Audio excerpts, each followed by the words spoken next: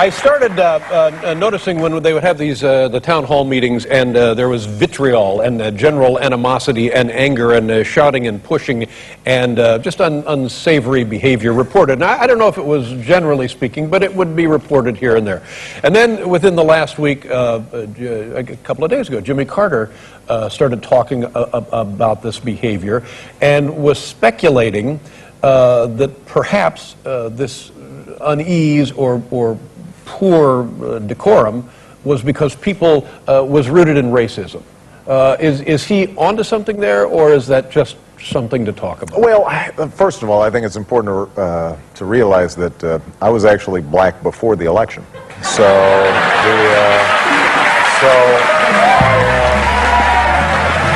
really, this is true.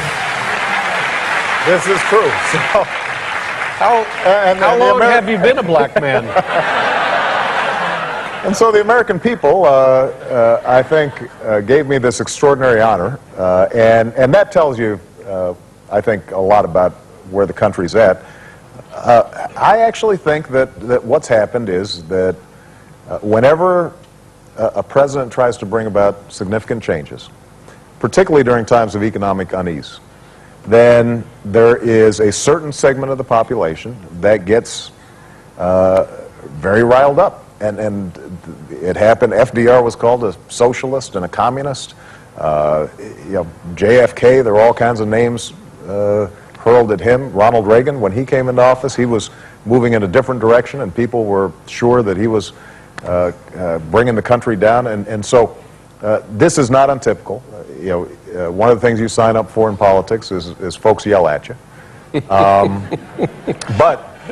But I think that what has been missing from the conversation is that the overwhelming majority of people, Republican or Democrat, I think they just want to see some common sense. They want to see some honesty and integrity in Washington. I think they're turned off by the shouting and the yelling, and they expect more from their public elected officials. And so that's something that I want to... Well, I think you're being eloquent and generous, but I think when people show up to voice their opinion, there is a certain expectation of behavior. That look, I will say that you can have a difference with me about how we should provide health care to the millions of people in America who don't have it. I think suggesting that somehow that's fascist, that you want to help people make sure that they're not going bankrupt when they get sick, I think probably misreads the situation. And I also think that some of the anger is misplaced. What people should really be angry about is the fact that because of the lack of regulation, for example, we ended up having to pony up hundreds of billions of dollars to banks, and that if we had had some good regulations in place, we wouldn't have had to do that. The last thing I wanted to sign up for was having to get involved in helping out Wall Street. The last thing I wanted to do is to have to get involved in dealing with the auto industry. The reason that we had to make some of the decisions that we've had over the last several months is because we got in a situation, ironically, that we had too little government, too little regulation. People were taking wild risks, expecting that maybe taxpayers would come back and bail them out after the fact because we couldn't afford the whole financial system to go under. And so people are justifiably, I think, frustrated and angry right now. They've gotten a raw deal, but they need to understand the source of it. It arises because we have not had the kind of serious reforms in Washington that we've needed for a long time. In terms of the health care, what is it I don't understand about this? Well, why don't you help me through, Dave?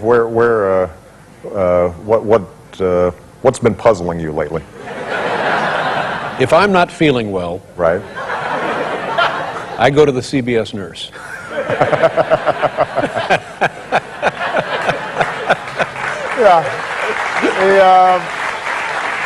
Everybody should have a CBS nurse, and I'm sure the nurse is a wonderful person. Unfortunately, what we have right now are about at least 30 million Americans who don't have health insurance. So that's a big problem. Heartbreaking stories that I get every day. People who are working, but they don't get health insurance on the job. They're small businesses, they're self-employed. They can't afford to go into the private marketplace because typically those folks get charged 3 times as much as somebody who gets health insurance on the job. So that's one group of folks. Then you've got everybody else, 90%, who have health insurance. The vast majority of the audience has health insurance, except here's the problem. Your premiums last year alone went up 5.5%, even though inflation was negative. Everything else actually cost less. Healthcare went up 5.5%. So over the last 10 years, your premiums have gone up 130%. Now, a lot of folks don't notice it as much because your employer is picking up a big chunk of the tab, but your employers are noticing it. So what they're starting to do is to drop more people from coverage. They're saying you've got to pay a bigger share of your health care. Insurance companies, meanwhile, are spending all their time trying to figure out how do we drop the people who are sick and might actually need insurance, and let's keep the healthy ones who we're not going to have to pay out for. And so over time, the people who have insurance right now are probably less secure. Their insurance is less stable than it's ever been, and employers are getting hammered, and so they're starting to make decisions. We just can't cover people. If we're on the same path that we're on right now, if we don't do anything about it, then 5 years from now, 10 years from now, far more Americans are not going to have health insurance. Far more businesses are going to say, I can't afford to deal with my employees. And in the meantime, those government programs like Medicare, Medicaid, the VA, Bill Gates, or Bob Gates, my Secretary of Defense, he spends a huge amount of the Pentagon budget just on health care. So if we don't bend the curve overall, we're going to go bankrupt. And the idea behind reform is, let's give people who don't have health insurance the chance to buy it, and they can form a big pool so they can get a better deal on it.